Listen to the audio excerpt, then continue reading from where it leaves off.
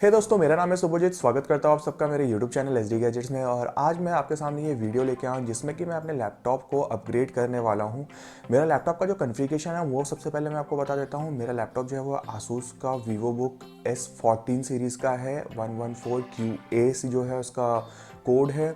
और इसका जो कॉन्फ़िगरेशन है वो ये है, इसमें जो है 1 TB का हार्ड डिस्क लगा हुआ है मेरे, और 4 GB का रैम विंडोज़ 8 के साथ ये आता है, और A12 का प्रोसेसर है AMD का, जो कि इक्विवेलेंट है i3 7 जनरेशन के। सो इसमें जो है जब मैं इसको यूज़ कर रहा हूँ 3-4 महीने से, तो थोड़ा सा ये स्लो डाउन हो गया है। ब्राउजिंग में भी थोड़ा सा दिक्कत कर रहा था ये, इसलिए मैंने सोचा कि क्यों ना इसमें जो है एक SSD लगाया जाए जो कि WD ग्रीन आता है उसके साथ। तो मैं इसको जो है लगा लूँगा और अपग्रेड करूँगा अपने लैपटॉप को। तो ये पूरा वीडियो जो है ये इसी के ऊपर ही रहेगा कि SSD लगाने पे क्या सच में हमारा जो लैपटॉप या कंप्यूटर या डेस्कटॉप जो भी है वो उसकी स्पीड में इंक्रीजमेंट आती है कि नहीं आती है। तो इसमें हम लोग कुछ टेस्ट करेंगे, जैसे कि पहले जो है बूटअप टेस्ट करेंगे कि कितनी जल्दी ये बूटअप होता है, और दूसरा टेस्ट जो है अपन ये करेंगे क्रिस्टल डिस्क मैनेजर से जो है अपन इसको चेक भी करके देखेंगे कि स्पीड में इसकी क्या इंक्रीमेंट आती है। तो इस वीडियो को लास्ट तक देखिए। अगर आपको ये वीडियो अच्छा लगता है तो लाइक करिए, सब्सक्राइब करिए और बेल आइकन को प्रेस करना बिल्कुल ना भूलिएगा।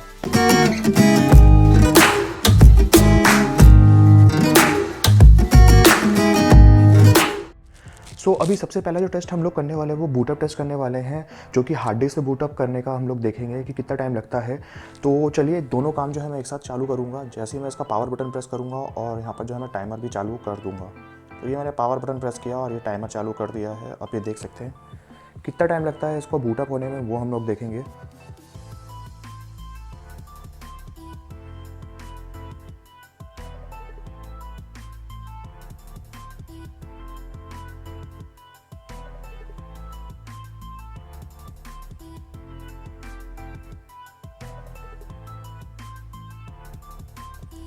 आप ये देख सकते हैं 25 सेकंड में जो है ये बूटअप हुआ है।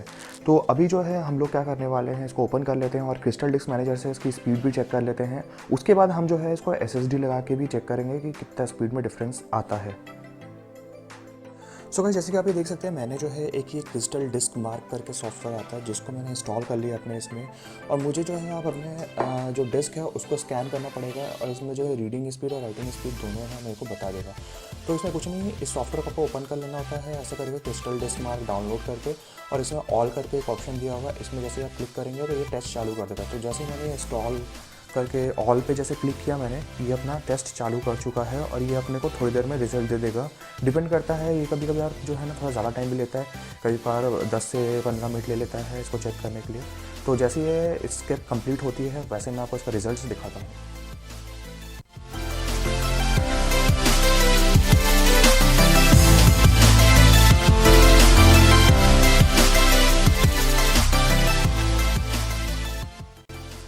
गाइस, जैसे कि आप ये देख सकते हो ये जो है फाइनल रिजल्ट है। मैं थोड़ा सा जूम करके दिखा देता हूँ आप लोगों को। ये देख सकते हैं आप, ये जो है रीड और राइट जो आप देख रहे हैं कितना है 99.40 और 100 जो है राइटिंग स्पीड है। ये टोटल जो पूरा जो है आपका ये रीडिंग स्पीड और राइटिंग स्पीड निकाल चुका है, जो कि हार्ड डिस्क से जो है ये स्पीड दे रहा है। अब जो है जल्दी से मैं क्या करता हूँ, जो मेरा SSD है वो है WD का, उसको जो है मैं इंस्टॉल कर लेता हूँ। तो ये जो है हाँ मेरा WD का SSD है, इसको मैं अब इसमें इंस्टॉल करूँगा। तो वो प्रोसेस भी आप देख लीजिएगा कैसे इंस्टॉल करते हैं इसको। मैं इस पूरे वीडियो में इस चीज़ को भी कवर करूँगा कि कैसे इसको इंस्टॉल करना है।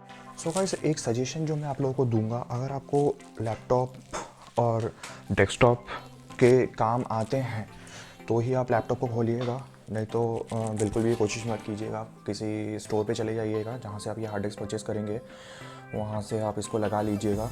इस पर थोड़ा सा रिस्क रहता है बट इजी है लगाना, तो लगा सकते हैं आप लोग भी, कोई ज़्यादा बड़ी इशू वाली बात नहीं है।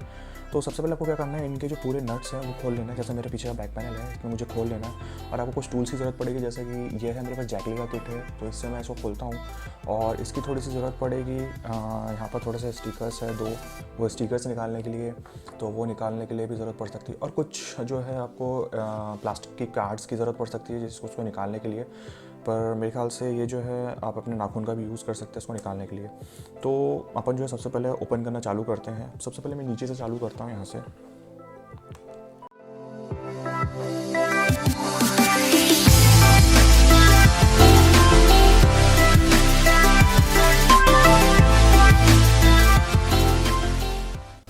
और मेक श्योर कर लीजिएगा कि आपका जो लैपटॉप है वो बंद हो, चालू ना हो। तो एक बार मैं और ओपन करके देख लेता हूँ। तो आप ये देख सकते हैं मेरा लैपटॉप जो है टोटली क्लोज्ड है। अब जो है मुझे उसको निकालना है बैक पैनल को। तो आप जो है थोड़ा बहुत यहाँ नाखून डाल के भी इसको निकाल सकते हैं, ट्राई कर सकते हैं। तो आप ये देख सकते हैं थोड़ा सा खुल गया है, और यहाँ मैं नाखून डालूंगा तो ये साइड से भी निकल आएगा, कोई इशू नहीं होगा मुझे लगता है। तो आप ये देख सकते हैं यहाँ से भी निकल गया है। ईजी है बहुत। अगर आपके पास प्लास्टिक का कुछ है तो आप प्लास्टिक का वो भी यूज़ कर सकते हैं। अब ये देख सकते हैं यहाँ से पैनल कितना ईजिली खुल गया है, यहाँ से भी खुल रहा है धीरे धीरे।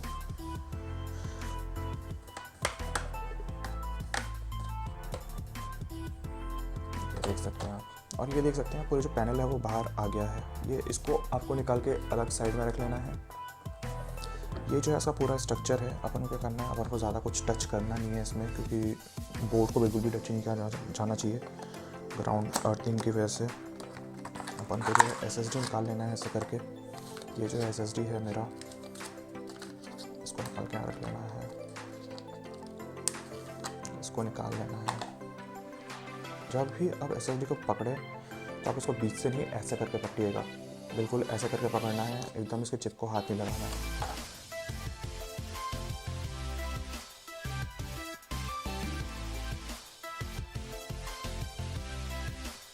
तो आप ये देख सकते हैं कितना ईजिली जो है अंदर चला गया। अब इसको जो है एक नट से आपको यहाँ पर टाइट कर देना है।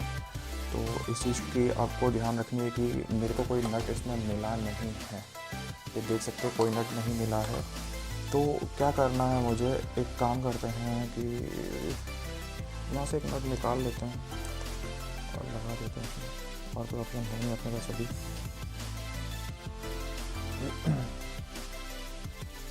ठीक है, इसको यहाँ से निकाल के इसको आपको सब बैठा लेना है नीचे, और यहाँ जो है नट लगा के इसको टाइट कर देना आपको।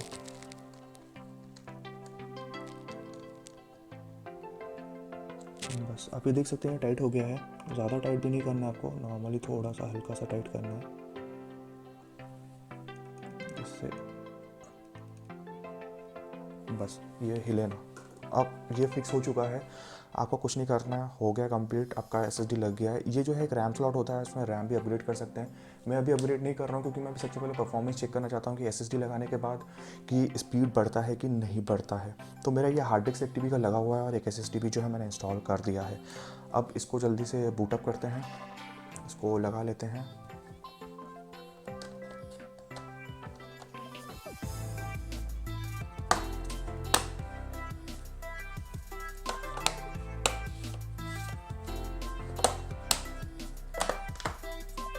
चटा चटा करके आवाज़ करेगा, और पूरा लग जाने के बाद आप ये देख सकते हैं पूरा लग गया है। अब जो है मुझे क्या करना है, मुझे उसको एक बार ओपन करके चालू करके देख लेना है कि ये जो है चालू हो रहा है नहीं हो रहा है।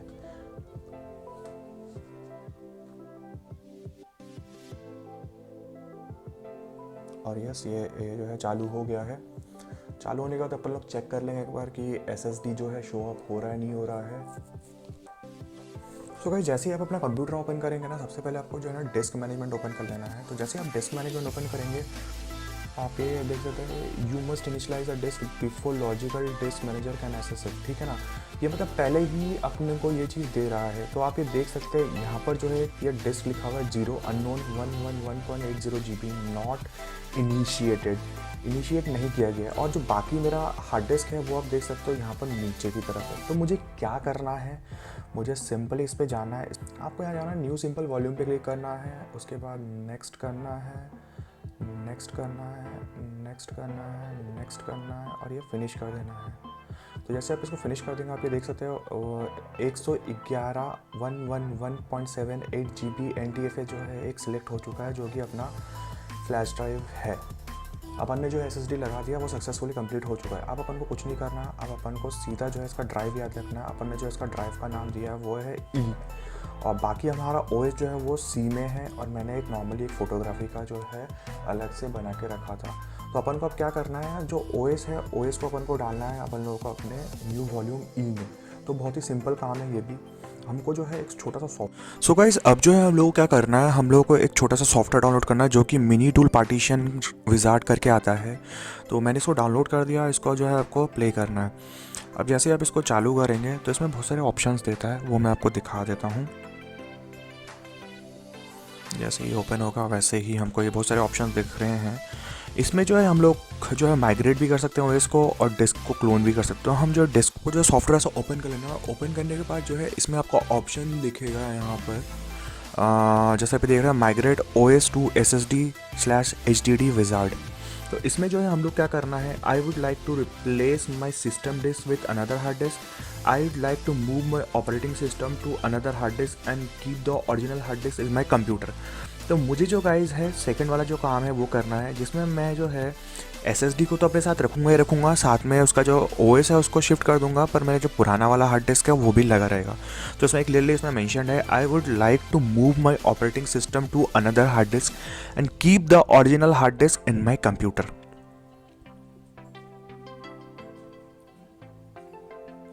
अब इसमें नेक्स्ट करेंगे। नेक्स्ट करने के बाद आप ये देख सकते हो ऑप्शन जो है वो खुद ही ले रहा है, the OS will be migrated to the specific destination disk and during migration the content of the destination disk will be deleted. वैसे भी हम लोगों का डेस्टिनेशन डिस्क जो है वो आप जैसे इसमें करेंगे तो इसको रीस्टार्ट करने का पूछ रहा है, तो आप इसको रीस्टार्ट कर दीजिए एक बार। इसमें जो जो चीज़ें पूछेगा वो करते जाइए और ये अपने आप जो है पूरा काम कंप्लीट कर लेगा, आपको कुछ करने की ज़रूरत नहीं है।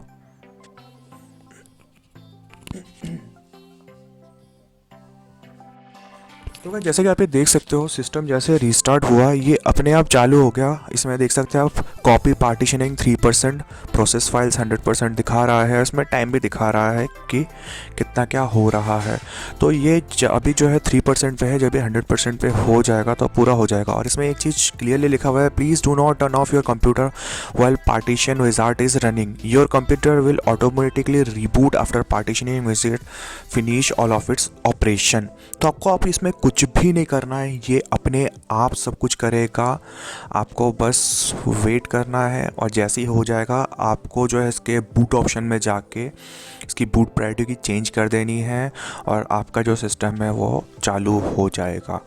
तो इसको जो है होने देते हैं और जैसे कंप्लीट होता है वैसे मैं आता हूँ फिर से और मैं आपको फिर इसका जो है टाइमिंग बताऊँगा, SSD में कितनी जल्दी ये बूटअप होता है वो भी हम लोग देखेंगे इस पूरे वीडियो में।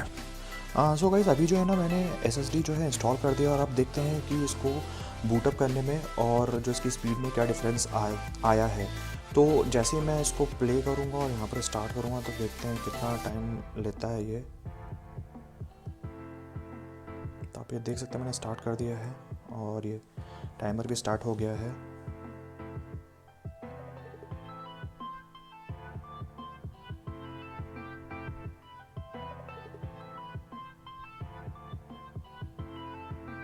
तो आप ये देख सकते हैं 19 सेकंड्स में जो है ये 19 सेकंड्स में जो है चालू हो गया, ओपन हो गया है। तो जो एक्चुअली जो है बहुत ज़्यादा डिफरेंस है, पहले 25 और फिर 19। और इसको स्टार्ट करके जो है इसका एक बार चेकअप भी कर लेते हैं हम लोग।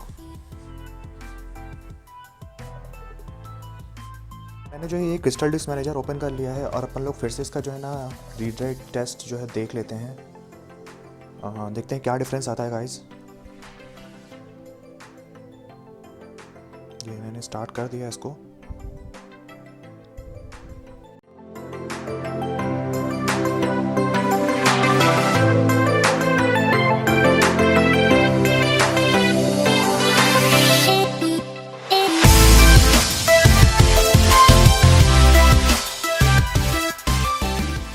फाइनली गाइस आप ये देख सकते हो रिजल्ट्स जो है यहाँ आ चुके हैं आपके स्क्रीन के सामने ही है और कितना बड़ा डिफरेंस है एक HDD और SSD में। तो अब मैं रिकमेंड करूँगा कि आप एक जो है ना SSD ज़रूर अपने डेस्कटॉप पर लगाएं।